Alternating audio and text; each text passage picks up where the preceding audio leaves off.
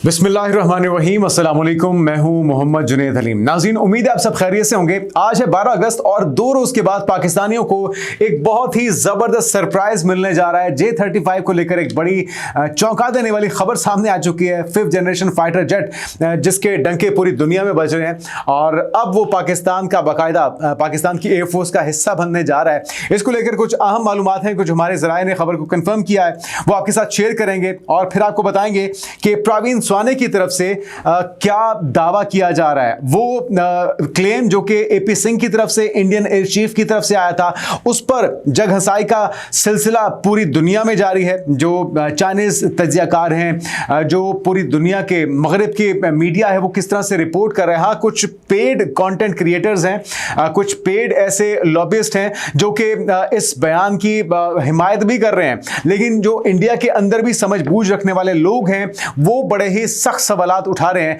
और इसी तरह का कुछ तज्जिया करण थापर के साथ गुफ्तगू में प्रवीण स्वाने ने किया है और कुछ सवालात उठाए हैं, वो आपके साथ शेयर करेंगे और फिर आपको बताएंगे कि किस तरह से पाकिस्तान ने सिफारती महाज पर एक जबरदस्त कामयाबी हासिल की है।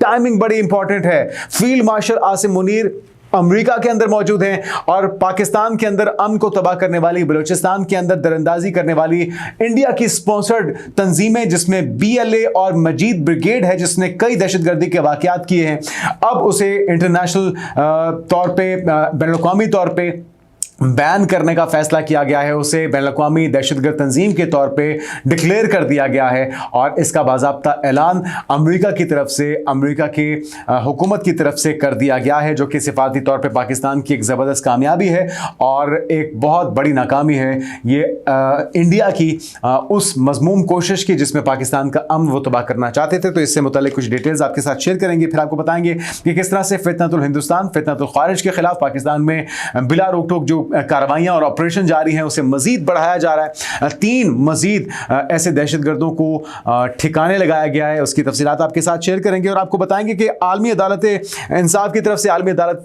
का ये फैसला सामने आया है इंडस वाटर ट्रीटी को लेकर और पाकिस्तान के मौक़िफ़ की उन्होंने हिमायत की है। भारत को उन्होंने फौरी तौर पर बाज आने का हुक्म दिया है। उन्होंने कहा है कि आप किसी तौर पर भी पाकिस्तान का पानी नहीं रोक सकते। इससे मुताल्लिक अपडेट्स हैं और फिर आपको यह भी बताएंगे कि पाकिस्तानी सिफारतकार किस तरह से गैर महफूज हो चुके हैं भारत के अंदर, किस तरह से उन्हें थ्रेटन किया जा रहा है, किस तरह से खौफ हरास फैलाया जा रहा है और उन्हें अपने घरों को खाली करने के लिए बोला जा रहा है। इसकी वजह क्या है, इसकी कुछ तफसीलात आपके साथ शेयर करेंगे। और वो कहते हैं ना, उल्टा चोर कोतवाल को डांटे। प्रोपेगेंडा ये किया जा रहा है कि जी पाकिस्तान की तरफ से कोई गैर सिफारती रवैया इख्तियार किया गया उनके डिप्लोमेट्स के साथ, उनके डिप्लोमेट्स को हमने हमारी तरफ से कोई ऐसे अहकाम जारी किए गए। हकीकत इसके बरक्स है। और आखिर में आपको बताएंगे कि पाकिस्तान की तरफ से अपनी फिजाई हुदूद बंद करने के बाद इंडियन एयरलाइन को एक बहुत बड़ा धचका लगने जा रहा है। वाशिंगटन के लिए उनका फ्लाइट ऑपरेशन होने जा रहा है मुअत्तल सितंबर में और उसको लेकर एलामिया जारी कर दिया गया है। तो ये सारी जबरदस्त खबरें एक एक करके आपके साथ शेयर करते हैं, जुड़े रहिएगा वीडियो के आखिर तक। सबसे पहली जो धमाकेदार खबर है, एक तो आपने गुज़िश्ता रोज देखा होगा 11 अगस्त को इस्लामाबाद के शहरियों ने फ्लाई पास देखा है इस्लामाबाद की फिजाओं में जिन्ना स्टेडियम के अंदर, और उन्होंने पहले ही लोगों को कह दिया था कि भाई अपने कैमरे रेडी रखें क्योंकि जबरदस्त मुजाहरा F-16 की तरफ से, F-17 थंडर की तरफ से, J-10C की तरफ से होने जा रहा है और लोग उसके शिद्दत से मुंतज़िर थे। इस्लामाबाद के शहरियों ने जब जो घनगरज थी पाकिस्तान की लड़ाका तैयारों की, जिस वक्त उसे बराह रास्त देखा है और उसे कैमरों की आंख ने फिल्म बंद किया है, अक्स बंद किया है, तो लोगों के जज्बात जो थे बहुत ज़्यादा भड़क गए, बहुत ज़्यादा एक्साइटेड भी थे लोग, क्योंकि अब जो तैयारियां हैं ख़ासतौर पर मार्का हक के बाद इस बार जो डेडिकेट किया गया है 14 अगस्त को जश्न आज़ादी को, उसकी सेलिब्रेशन को कई गुना बढ़ा दिया गया है। और वैसे भी नाज़रीन, जिस वक्त अगस्त का महीना शुरू होता है पूरा एक मोमेंटम बन जाता है।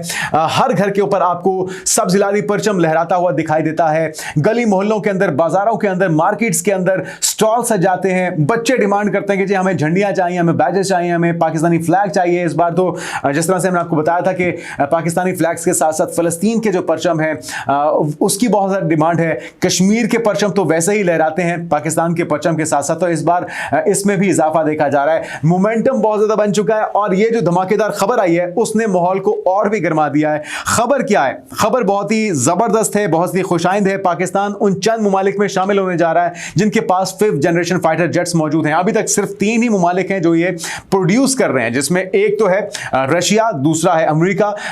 रशिया बना रहा है Su-57, इसी तरह से अमेरिका बना रहा है F-35, और जो चाइना है वो भी J-35 को एक्सपोर्ट के लिए अब रेडी कर चुका है। पाकिस्तान को पहले उसकी खेप हैंडओवर की जा चुकी है और अब ये खबर आ रही है, वो भी सुन लीजिए कि जो नामवर राइटर्स हैं और दिफाई तज्जियाकार हैं सैयद मेहदी बुखारी, उन्होंने दावा किया है कि चीन ने पाकिस्तान को इब्तिदाई तौर पर कुछ जो पहली खेप है J-35 की 5th जनरेशन फाइटर जेट्स की वो डिलीवर कर दी है, जिसके नतीजे में Pakistan 5th generation fighter jet रखने वाला दुनिया का 5वां मुल्क बन जाएगा। इसी तरह से कुछ ऐसे नेटो ममालिक हैं जिसको अमेरिका की तरफ से ये F-35 दिए गए हैं, जिसमें इजराइल है, जिसमें बरतानिया है, कुछ नेटो ममालिक शामिल है।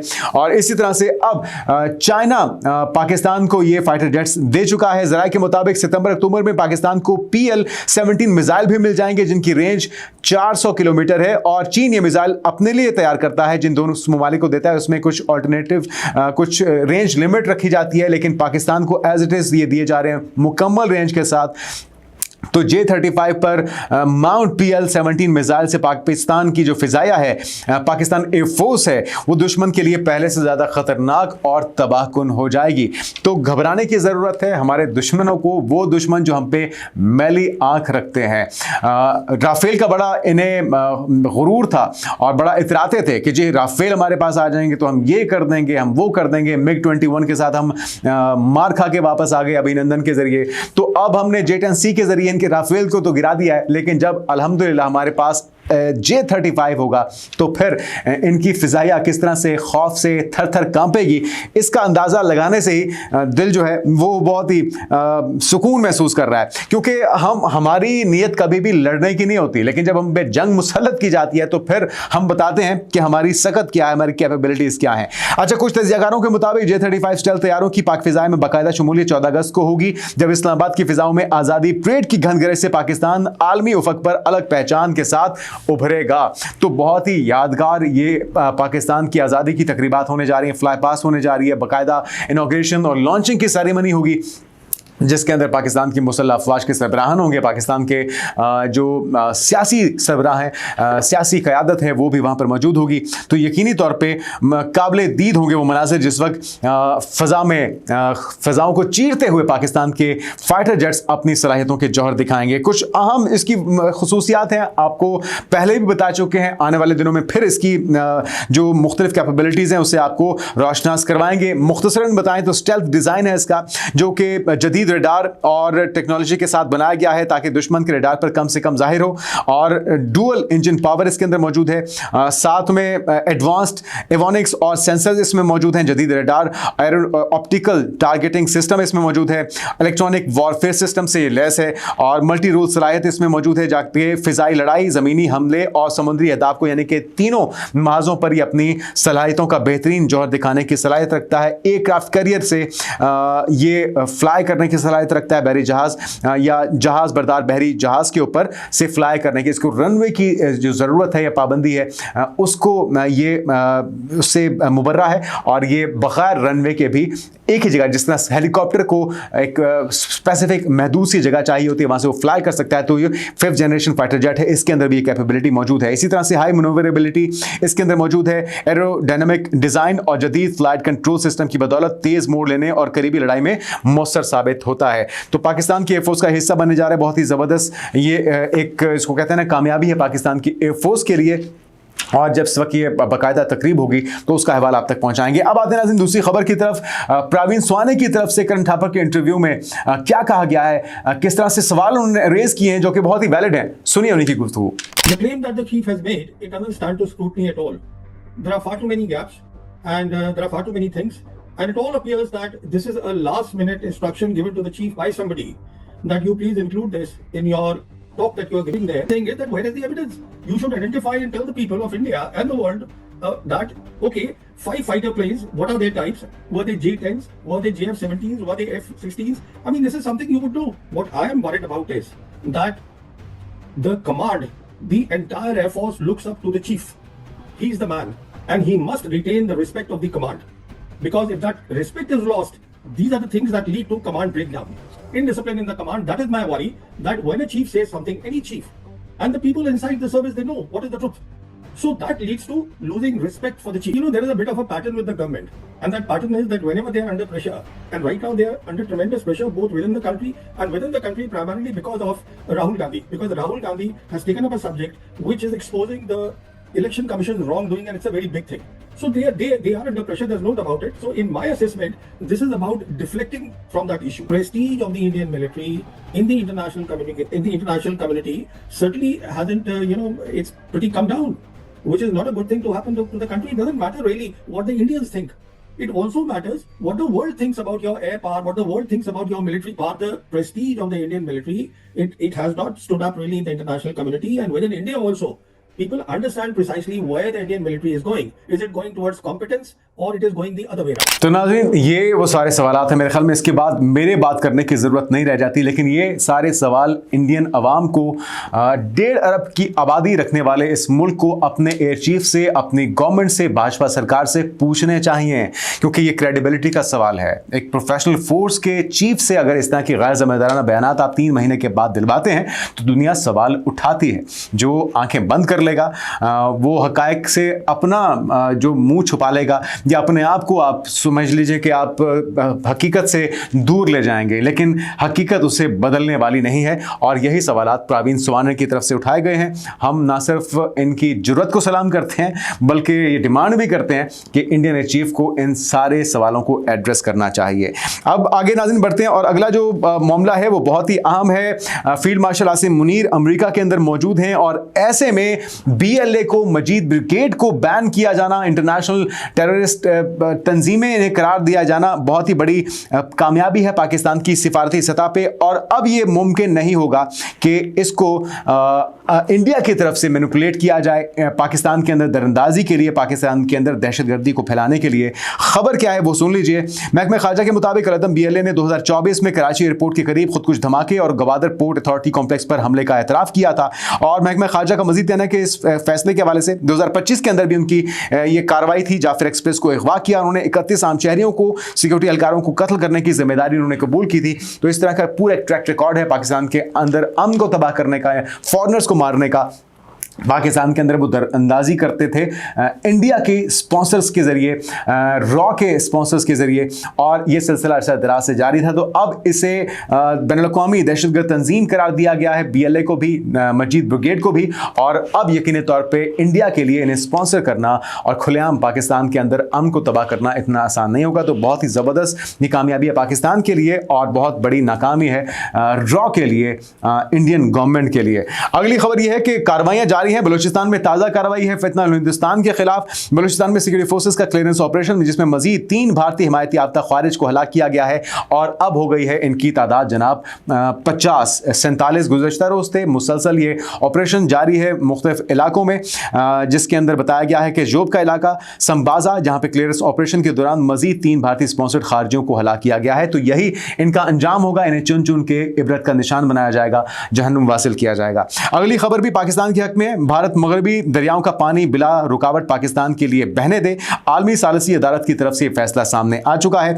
और इससे मुतल्लिक पाकिस्तान की जानिब से अपने हिस्से के मगरबी दरियाओं पर भारतीय पनबिजली मंसूबों जैसे कि रतले और किशन गंगा के डिज़ाइन और तामीरात से मुतल्लिक अगस्त 2016 में दायर किए गए मुकदमे में भारत अपनी शिकस्त देकर अलग हो गया था। ताहम अदालत ने भारतीय मौक़िफ़ को माजी की दस्तावेज़ात, कमीशन की रिकॉर्डिंग्स और रिकॉर्ड्स और दीगर दोनों ममालिक के ख़तों किताबत से समझा और बेहतरीन अंदाज में इसका फैसला सुना दिया है।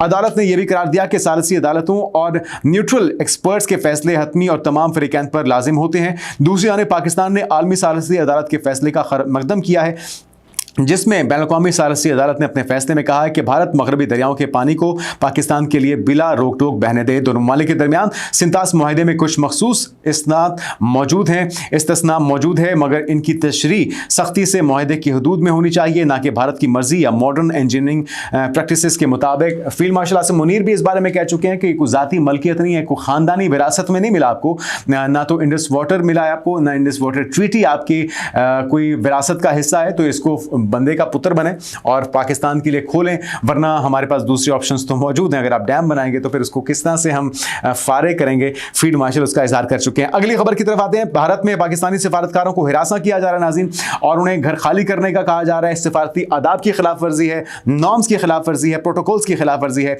डॉन न्यूज़ क्या रिपोर्ट कर रहा है, भारतीय दारुल हुकूमत नई दिल्ली में पाकिस्तानी सिफारतकारों को मुसलसल हिरासा किया जा रहा है, उनकी मुस्तकिल निगरानी की जा रही है और गैस और इंटरनेट की सहूलत भी रोकी जा रही है। अंदाजा लगाइए कि ये एथिक्स हैं, ये प्रोटोकॉल्स हैं जिनका ख्याल इंडिया रख रहा है। मुसलसल वो अपनी हठधर्मी से, नफरत से और प्रोपेगेंडे से बाज नहीं आ रहा। नताइज भी भुगतने पड़ रहे हैं और अमेरिका से आपने पंगा मोल ले लिया है, कोई और भी आपको हाथ नहीं पकड़ा रहा। तो ये आपका जो अभी आगाज है डाउनफॉल का, अभी बहुत कुछ आपको और देखना होगा। एयर इंडिया को इसका जो सामना करना पड़ रहा है। साथ में आपको जाते जाते भी बताएं, पिछली खबर से मुतल्लिक सिफारती ज़राए का कहना है कि नई दिल्ली में पाकिस्तानी कमीशन के अखबारात भी बंद कर दिए गए हैं, उन्हें न्यूज़पेपर नहीं दिए जा रहे, इंटरनेट बंद कर दिया है, गैस कनेक्शन बंद कर दिए हैं, इलेक्ट्रिसिटी बंद कर दी गई है, घर खाली करने का कहा जा रहा है। और पाकिस्तान ने इकदाम को वियना कन्वेंशन की संगीन खिलाफवर्जी करार देते हुए मामला भारतीय हुकूमत के साथ उठाया है कि जी आप कुछ शर्म कीजिए, ये क्या तरीक़ाकार है। अगर आपको सिफारती ताल्लुकात ख़त्म करने हैं तो आप वैसे ही बता दें, लेकिन यूँ खौफ हिरास का शिकार करना सिफारती अमले को, सिफारतकारों को, ये किसी तौर पर भी काबिल कबूल नहीं होगा। आखिर में आपको खबर देते हैं, भारतीय एयरलाइन का वाशिंगटन के लिए प्रवासें मुअत्तल करने का ऐलान सामने आया है और 2025 से 1 सितंबर 2025 से दिल्ली वाशिंगटन डीसी के दरमियान नॉन स्टॉप प्रवासें मुअत्तल कर देगा। बुनियादी तौर पे पाकिस्तान से उन्होंने पंगा लिया था, जो इनके लिए नुकसानदेह साबित हुआ। पाकिस्तानी फ़िज़ाई हदूद की मुसलसल बंदिश, जिसकी वजह से बैनुल-अक़वामी परवाज़ों के लिए तवील रास्ते इख्तियार करने पड़े और ऑपरेशनल मुश्किलात का सामना है। इनके पास जो मुकर्रर तादाद है वो कम है और 26 बोइंग 787 तैयार की मुरम्मत और अपग्रेडेशन की वजह से अब वो कह रहे हैं कि जी हम अपनी जो ऑपरेशंस हैं वाशिंगटन डीसी के लिए वो मुकम्मल नहीं कर सकते। तो ये फ्लाइट ऑपरेशन 2025 के सितंबर से, यानी कि अगले महीने से होने जा रहा है बंद। अभी आगाज है। टैरिफ्स का आपको सामना है। पाकिस्तान के जो बासमती चावल हैं अब उसकी मांग बढ़ जाएगी। दीगर जो प्रोडक्ट्स हैं, दीगर तमाम मसनूआत हैं, उनकी मांग बढ़ने जा रही है मगरिब में, अमेरिका में काफ़ी ज़्यादा। तो इस मौके का फ़ायदा यकीनी तौर पर हमारे जो एक्सपोर्टर्स हैं उनको उठाना चाहिए, मकामी इंडस्ट्री को उठाना चाहिए, क्योंकि भारत अपनी हठधर्मी और नफरत की वजह से उसका खमियाजा भुगत रहा है। जब तक नरेंद्र मोदी इनकी सरफ पर मुसल्लत रहेगा ये सिलसिला तो जारी रहेगा। आने वाले दिनों की पेशरफ से आपको आगाह करते रहेंगे। अब तक के लिए इतना, इजाज़त दीजिए। अल्लाह हाफ़िज़।